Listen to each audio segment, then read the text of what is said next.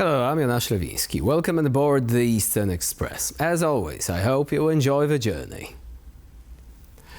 Now, in this episode, we're getting into the marriage of convenience of the 21st century, Russia and China specifically. We'll explore how Russia is finally hopping on board with China's ambitious Chinese dream, after years of awkwardly standing at the geopolitical sidelines, clutching a half-empty vodka bottle. After the Soviet Union left Russia as the largest of its economies and holder of the bulk of their nuclear weapons, Moscow became the de facto second power in the world. Fast forward 3 decades later, and the dragon has snuck up on the bear that's been busy in the West. So, let's first take a look at our latest report on that very special relationship. China has repeatedly expressed support for what they call Russia's legitimate security concerns about NATO's eastward expansion. This support comes in light of the recent Swiss peace summit on Ukraine. Much to the disappointment of European leaders, Beijing declined to participate. Ukrainian President Volodymyr Zelensky expressed his dismay about China's absence.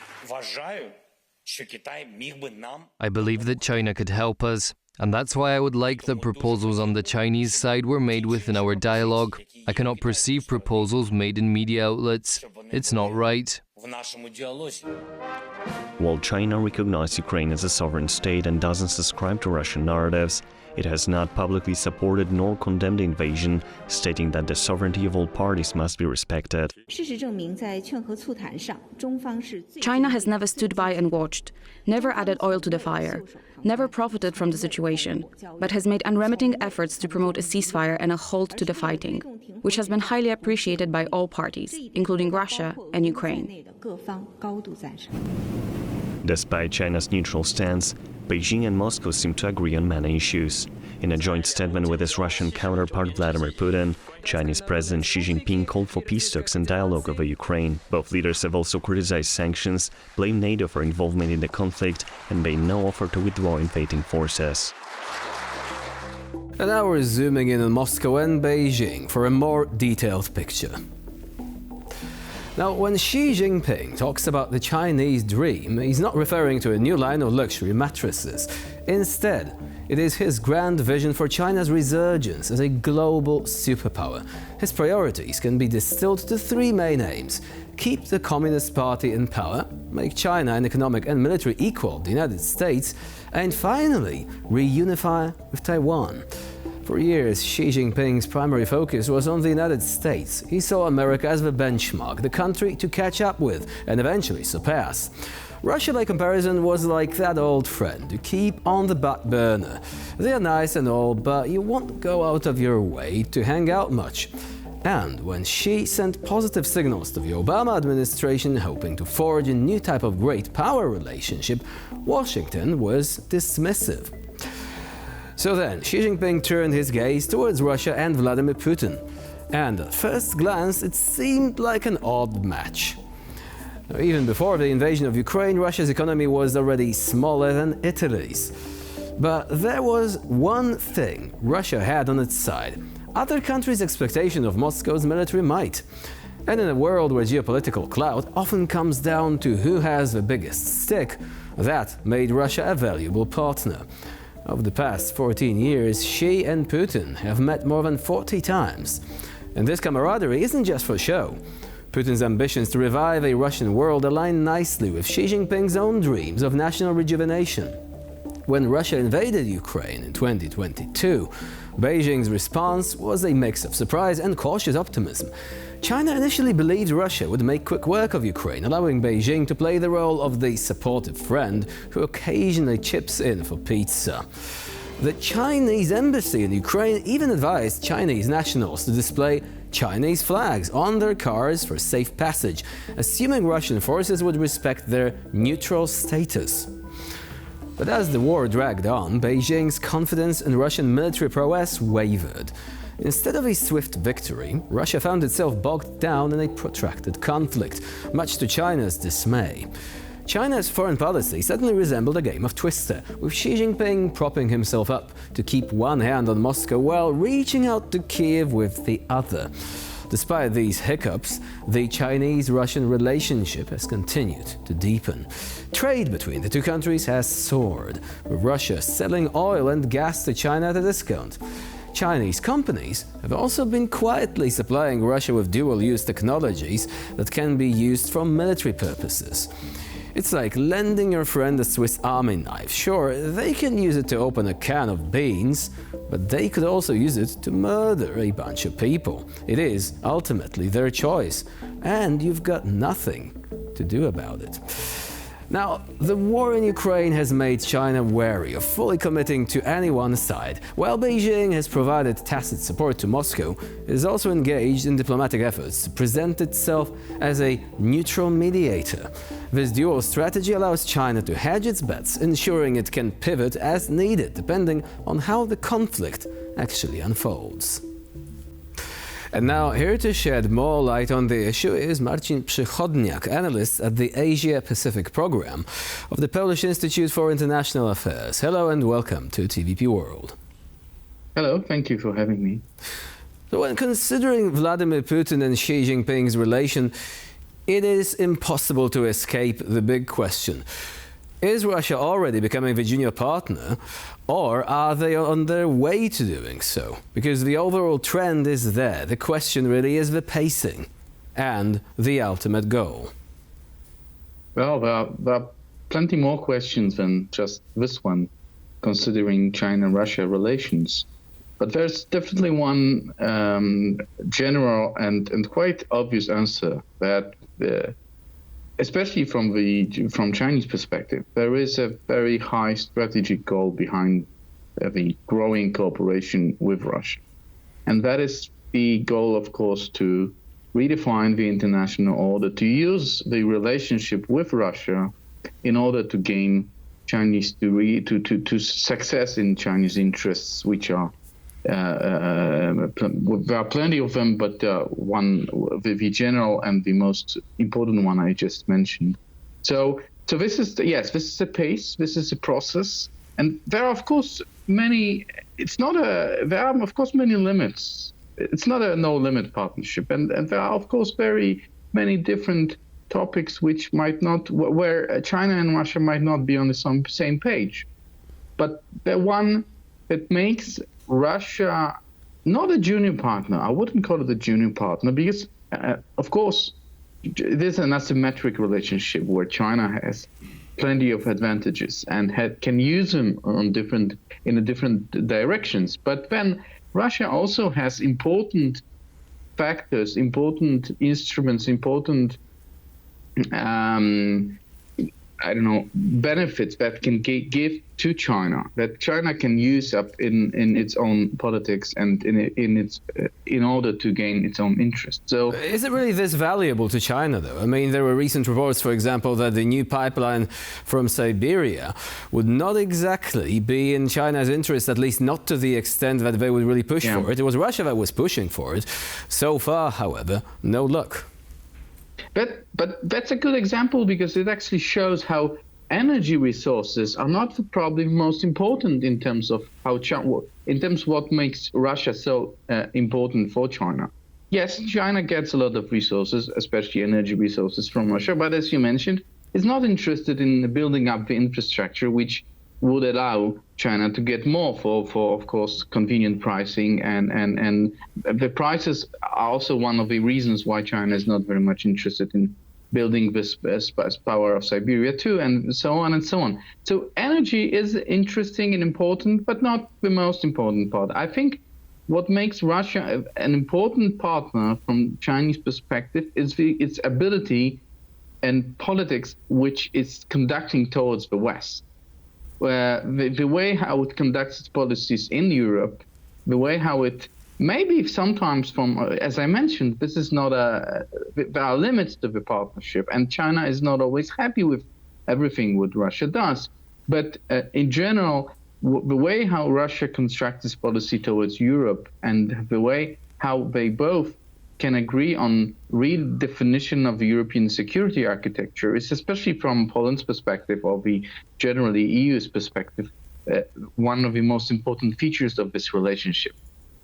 So this is one thing which China gets from Russia. The other is, of course, a lot of experience in different regions. I mean, in the Middle East, when you have Russian security companies providing some assistance to Chinese companies, in Africa, and you have the same.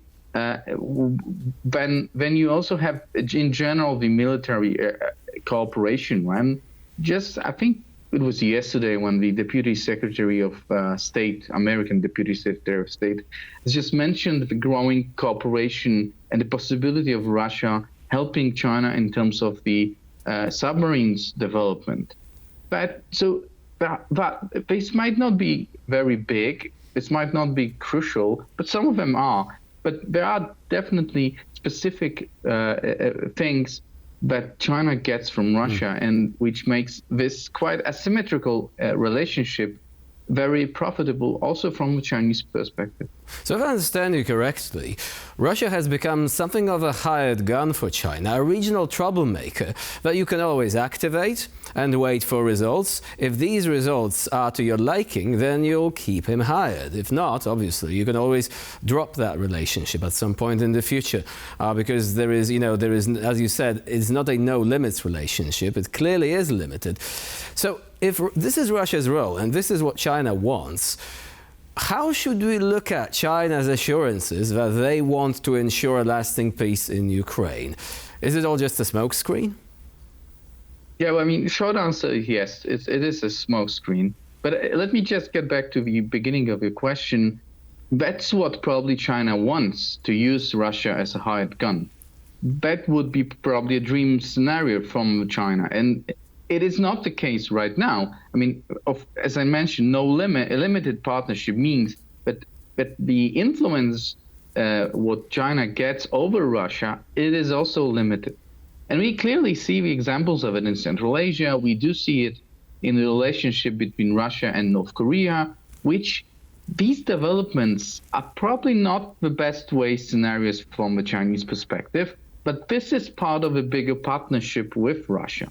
And this makes the image more complicated, of course, but this relationship is also complicated in that sense. So yeah, I mean, China. So Russia is more of a local thug that you need to persuade to join your cause, to be on your side. But sometimes he's just going to do what he wants, and even if that causes you trouble, right? That's a good definition, probably. Chinese are actually probably learning, or still learning, even after these 3 years of engage in. It's been more than 3 years, of course, but after the aggression, the cooperation has gained new levels, and we did see it after Putin's visit in May, that this plenty of different levels of cooperation. So China is probably still trying to adapt to the new situation and the way how it wants to and how it like to conduct its relationship with Russia under these strategic guidelines. So that's the thing. And how should we treat this the narrative on searching for peace and it is a smokescreen. Yes, it is a smokescreen. And if you look deeper and if you really read deeper into these announcements and then compare them to the narrative on China-Russia relationship, for example, in the recent statement after Putin's visit, that just clearly gives you quite good knowledge about how it really serves Russian interests in a way that are right now defined by China as similar to Chinese interests, right? The way how China decided not to go to Switzerland for the International Peace Conference, were attended by and organized by Ukraine, of course, and attended by many countries without China, which wasn't for sure in the beginning. And the way how there are right now rumors and possibilities that China would seek to organize its own peace conference with Russia attending, but obviously probably no Ukraine at the table and no Western countries at the table. It gives you the real impression of what are the priorities for China's politics. And I didn't even start to mention the growing dual-use imports from China to Russia. Of course, that's a major concern. And cooperation. Yeah. In that case, do we as the collective West have any sort of leverage we can use against China, any incentives that we can put on the table and say, look, you have been doing this, you have been cooperating with Russia until now, but here is the deal. There might be something in for you if you kind of adjust your trajectory a bit. Do you have anything like this, anything that would be of interest to Xi Jinping and the Chinese leaders? I'm a bit skeptical about it. Of course, the EU is a, let's call it a player here, in the sense that China is very much interested in bringing the EU, the Europe in general, the European Union, on its side in terms of, you know, the relationship with the US and transatlantic relationship, but mostly out of the economic perspective, right? It's quite important for the Chinese to be able to still keep up its economic policies towards the EU, to simply say, to be able to sell their products on the European market without any huge boundaries and problems. So that theoretically, that might be something which China could be interested in. But I said in the beginning, I'm a bit skeptical about it, because I don't really see that pragmatic way of thinking on the side of Chinese leadership. What strikes me and what seems to be the process right now is that the ideology and this whole nationalistic ideology and the way to see the world through the redefinition of international order and making China bigger, stronger. It seems to me that it's a process that already started and it's right now going on, which makes all the pragmatic, reasonable arguments which can be, presented by the EU, for example, and has been presented by Macron, by von der Leyen, even by Chancellor Scholz. I mean, most of the leaders, European Union leaders that went to Beijing or spoke to Xi Jinping, they said that the dual use, that there will be no usual business with European Union for China until it stops supporting Russian military economy. Most of them, almost all of them, they said it while speaking to Xi Jinping, and it doesn't seem to bother for the Chinese. I mean, it's still it's trying to find out the solution which would allow them to keep their strategic partnership with Russia on one hand, and on the other, to be able to do business with the European Union as they would like to. So it seems China is unwavering in the pursuit of its goals. Perhaps it is Russia that might be ultimately the weaker link in this chain, if China cannot be persuaded to change its ways. Marcin Przechodniak was our guest today here on TVP World. Thank you very much for joining us and for sharing your insight. Thank you very much. And now we're moving on to Eastern News Flash, bringing you all the other stories from the East that you really don't want to miss. Now, the UK Ministry of Defence has observed a significant decrease in Russia's prison population, which has fallen by approximately 150,000 since 2022. This decline is largely attributed to the recruitment for military service in the war in Ukraine. Despite Yevgeny Prigozhin's death in a plane crash in August last year, the military outfit the Wagner Group continues to operate under the leadership of his son Pavel Prigozhin and the command of Anton Lotos-Yelarizov.